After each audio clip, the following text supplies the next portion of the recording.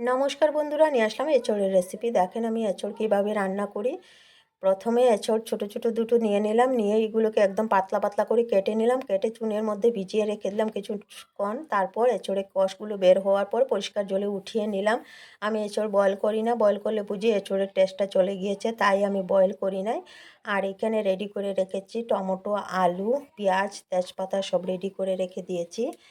আর দিলাম ফোড়নে গোটা জিরা, তেজপাতা, হিং দিয়ে দিলাম কোচানো পেঁয়াজগুলো, দিয়ে একটু নাড়াচাড়া করে ভেজে নিলাম পেঁয়াজগুলো ভাজা হওয়ার পর এদিকে রেডি করতে আসলাম আদা, কাঁচা লঙ্কা আর গোটা জিরা, এগুলো একটু পেস্ট হওয়ার পর দেব।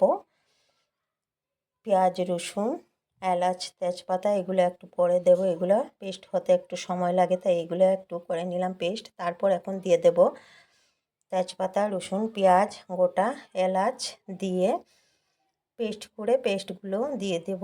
এই পেঁয়াজের মধ্যে দিয়ে দিলাম, দিয়ে এখন সাথে দিয়ে দেব নুন, হলুদ, লঙ্কার গুঁড়ো, ম্যাগি মশলা দিয়ে ভালোভাবে কষিয়ে নেব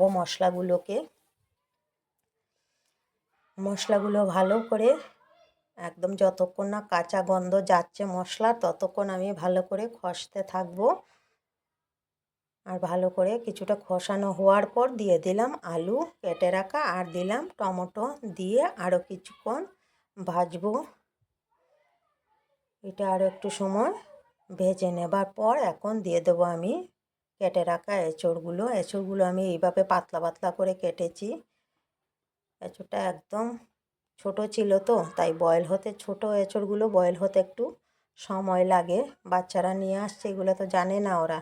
ওকে বলেছিলাম বেশি ছোট আনবে না, বেশি বড়ও আনবে না, মিডিয়াম সাইজের আনবে। ও যা পেয়েছে নিয়ে আসছে, বন্ধু দিয়েছে, বলেছে বন্ধু যে গাছ থেকে নিয়ে নে, ও পেড়ে নিয়ে আসলো।